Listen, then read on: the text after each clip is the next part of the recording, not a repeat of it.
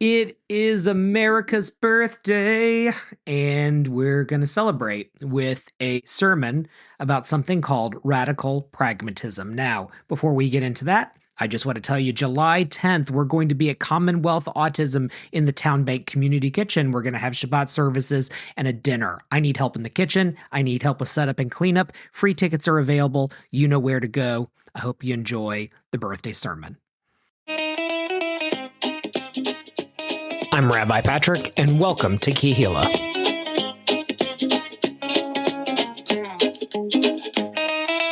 Okie dokie, friends, we're going to do this one a little bit different because it is Thursday, July 2nd, and I am desperate to get this podcast out quickly because, I need to go celebrate. I need to do fireworks and eat hot dogs and all of that good stuff. So let's have some fun. Take a deep breath in.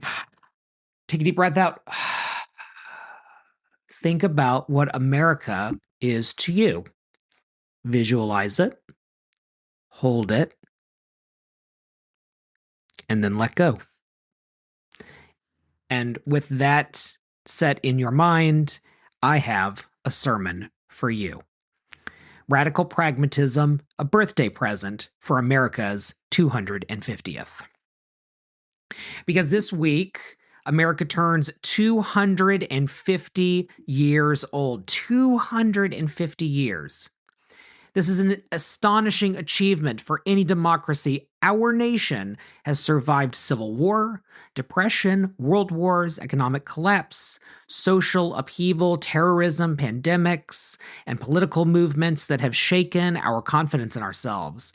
Whether you're for Mamdani or MAGA or neither, or a little bit of both, I'm sure we can agree we have been through a lot, all capital letters. And of course, America's founding is by far less than perfect. Was America really founded if people are already here? And there were several communities, tribes, governments, kingdoms that existed. And who should have come here and for what reason? And were those legitimate reasons? And also what happens when you enslave people and you force them to come here? What do you call all that? So it's not easy, to say the least. But right now, putting all of that off to the side for a minute, we live in an era where political disagreement has become moral condemnation. Okay? So I was commenting on a Jewish comedian that I like. And I made this comment about, gosh, look at where we are in our political system today. And boy, do people want to know what my secret thoughts were. Like, it couldn't just be that. People wanted to expose me for whatever political belief I had. I mean, it got so kind of annoying that I actually unfollowed the comedian, which stinks because I really like their work. But that's the only way on social media that you can stop getting notified. So I guess maybe now there's people who are like, where's Rabbi Patrick? I want to know if he's secretly a this or secretly a that. But what is the, and it's like, there isn't anything, guys. It was Instagram. It was a quick comment, like, calm down. But it just speaks to that condemnation. Like, we can't even like comment on comedians' Instagram accounts, right? Without something boiling to the surface. And yet, this is kind of fun. Studies show that Americans generally agree on far more public policy than we imagine. Large majorities support many of the same goals, so safe communities, affordable health care, good schools, protection of democracy, care for the vulnerable. We all seem to agree on some version of the destination, and yet we are more divided now than we've ever been, right? So how wild is that? One answer, as I just alluded to, is social media. So social media rewards outrage. Algorithms are not designed to cultivate wisdom. They're designed to maximize engagement. And nothing engages people more than anger. One of my favorite studies, researchers have found that emotionally charged content spreads faster than calm discussion. Facebook did its own internal study finding that if you make social media more enjoyable, right? Like, what if we tweak the algorithm so that we're less pissed off, right? Less depressed.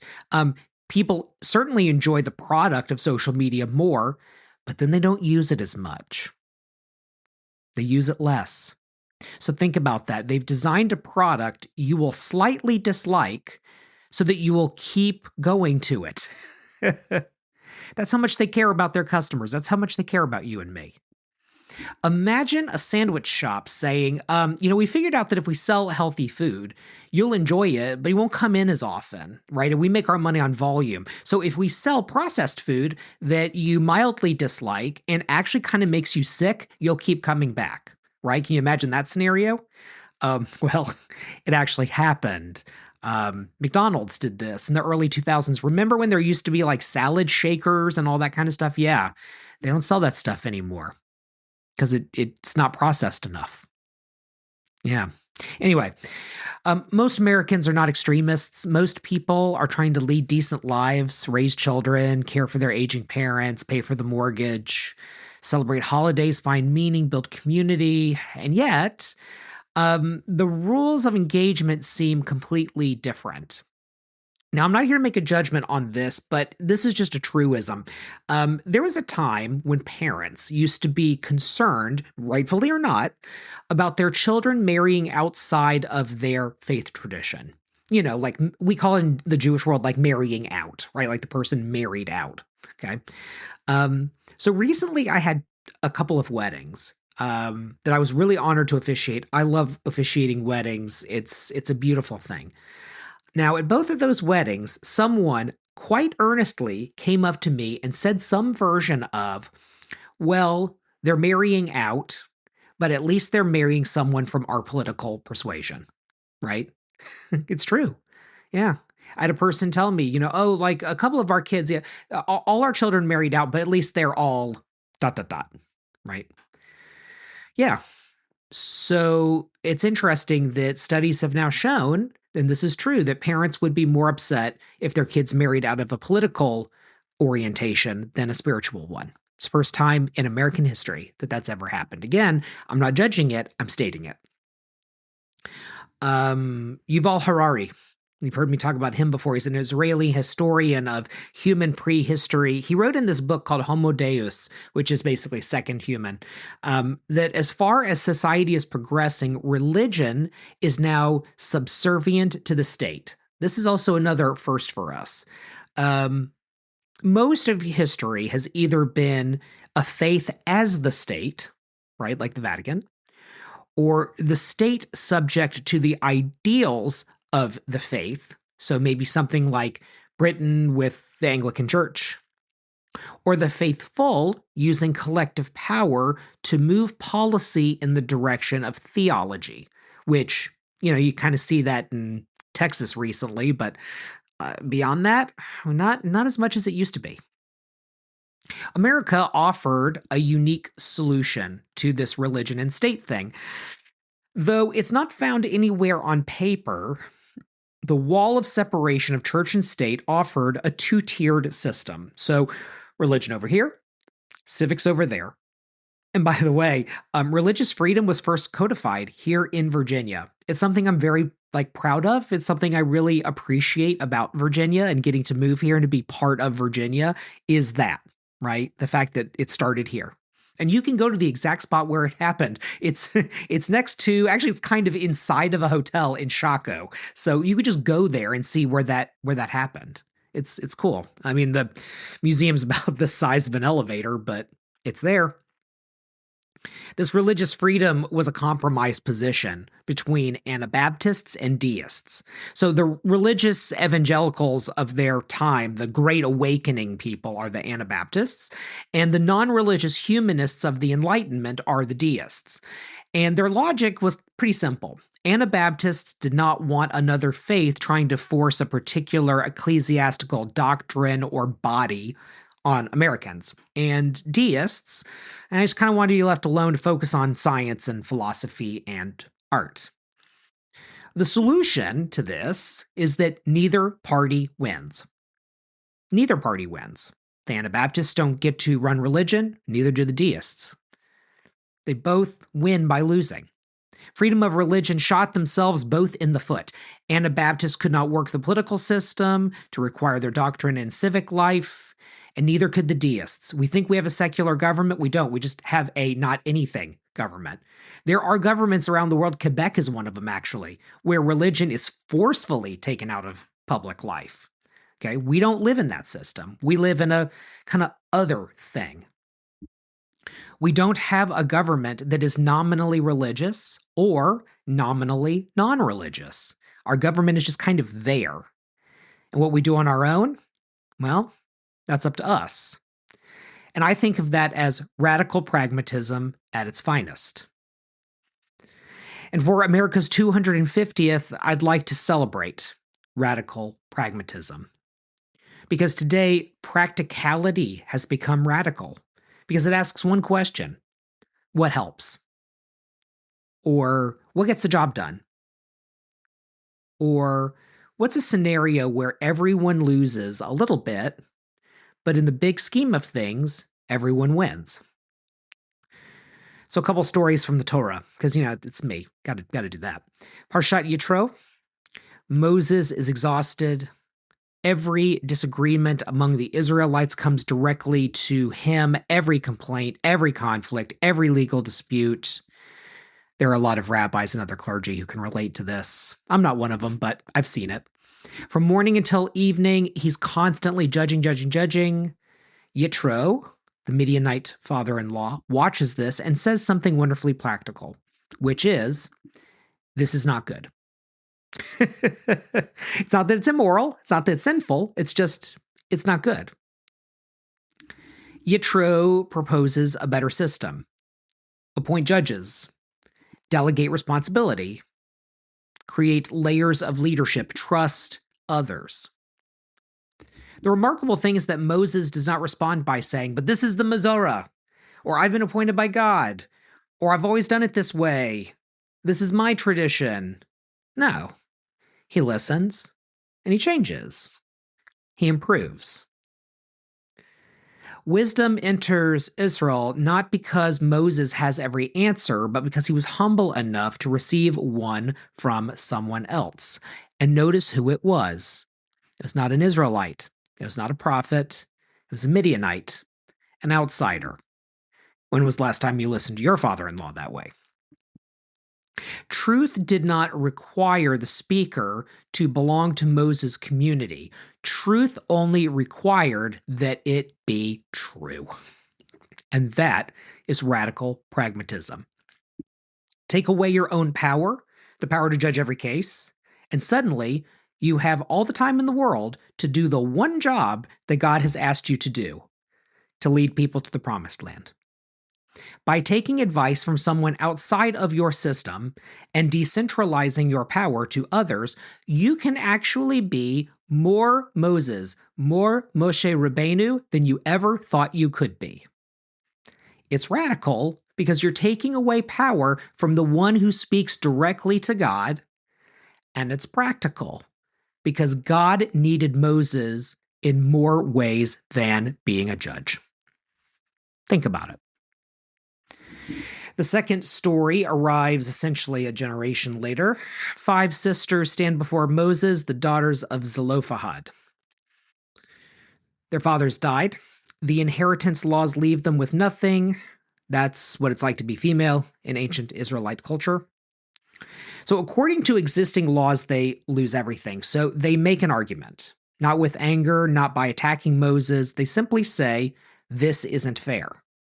And the best part of this, and I've talked about this before, you're probably bored and fast forwarding this part, is that they never argue their own value. This is literally, it's one of the most amazing pieces of text in human history, if you really give it enough thought. They never argue what we would today call egalitarianism, feminism, women's rights. They argue that in giving the land to someone else, their father's name is wiped out of Hebrew history. Think this through and pause the podcast if you have to. The daughters are speaking to men about male fear. The fear that indeed you too could have your name removed from forever. At this time in the Jewish spiritual thought, your descendants are the most important legacy. This is before we have a real strong construct of the afterlife. So having children, passing on a fortune, which is land, that is the equivalent of eternal life. The daughters are arguing not the moral case for themselves, but the emotional burden that the patriarchy places on itself. And look what happened. The law changed. Now, it was iterative. This would have been a really great time for God to come down and have a much far-reaching conclusion that the land should be passed on and that women should have the right to marry anyone they want and full egalitarianism. Yeah, really good timing. Didn't happen that way in the story. Don't shoot the messenger. But they do get to have the land, and they do get to pass it on. It's an iterative process, but sometimes sweeping change just isn't going to happen right in the moment that you want it to. And placing a moral judgment on anything except that is wrong. Look at where you are. Find the best next step and focus less on how you feel and more about the facts on the ground. Maybe even giving up something short term in order to have something long term. That's radical pragmatism. Let's consider the most difficult conversation in American Jewish life. And frankly, it's like all of Jewish life, especially in the diaspora, and how a dose of radical pragmatism might be a little bit helpful. So, of course, I'm going to talk about Israel and the Palestinians. Our communities are increasingly divided between unconditional support of every single thing that happens in the Jewish state and relentless criticism to the point that there is a belief that the Jewish state should simply not even exist. But radical pragmatism asks a different question. It asks, how do we keep Israelis safe? How do we protect innocent Palestinians? How do we combat anti-Semitism without abandoning our moral commitments? And how do we pursue peace, real, lasting peace, without pretending that evil does not exist, and that it does exist in all pockets of the conversation? Those questions are harder, but they're also more useful. One idea is to only focus on funding organizations that are doing real boots-on-the-ground work, and to do so directly. So, advocacy groups earn millions telling you what people and projects to trust, or what people and projects and political parties and NGOs to trust. They are in a brokering business of ideology. But today, we have countless ways to vet the legitimacy of organizations and to make up our own opinions. I'm sorry to say it, but these people are like the pharmacy benefits managers of Zionism and anti-Zionism and of pro-Israel and anti-Israel and pro-Palestinian and pro-Jewish. And it's all of these like thought makers. But we got plenty of thoughts. We got plenty of words. We've got plenty of ways of figuring out what's legitimate and what's not. So, my suggestion, in an act of radical pragmatism, is to move away from funding groups who use their voices but don't use their hands. Let's make talking the talk worthless and make walking the walk the only option. Now, notice that I'm not talking about a particular side of anything. I'm just saying whatever opinion you happen to have, defund the people whose job it is to express that opinion, and instead fund the projects that are working towards peace. And because we have the internet, because we have social media, because we have the ability to communicate with each other, and we can vet certain things and figure out where money is going and all of that, it's easier to do that now than it's ever been. Doesn't mean there aren't hucksters out there. Certainly there are. But we don't necessarily need all of these people whose only job it is to go on stages to talk. It's maybe not a job that needs to exist right now. So no more influencers, no more campaigns, no more large multinational nonprofits, no more corporate government hybrids, just people in the land doing the good. One simple policy. If you earn your income from words and not from actions, then the pipeline of resources is cut off, at least for a while. So, what could that look like? How about we fund Arab Jewish kindergartens, not rubber chicken dinners for donors? How about we fund construction of homes in the Negev, not cultural attaches? What if we elevate people online who work all day in the hot sun, on the streets, in the dirt, making things possible, not celebrities who are sponsored by HelloFresh? And no shade to HelloFresh, but like you get what I'm talking about, right? Like, the people who do the hey guys type videos, like maybe a little less of that and maybe a little bit more holding hands and getting things done. Right? Maybe it just needs to stop. Maybe the guest speakers need to not have a speaking circuit. Maybe they need to be getting stuff done circuit, if that's the thing. Let's make it a thing. Radical pragmatism is not merely a sort of political philosophy, it's a spiritual discipline. It asks us to replace our ego with humility. It asks us to think about certainty versus curiosity and to lean in on curiosity, to replace performance with purpose. Perhaps that's the gift America most needs as she celebrates her 250th. Not a revolution, let's say, but a rediscovery. Getting stuff done by good means. Maybe that's what it's all about on this 250th. May God bless and protect this great nation, which is always becoming greater, always striving toward a greater good.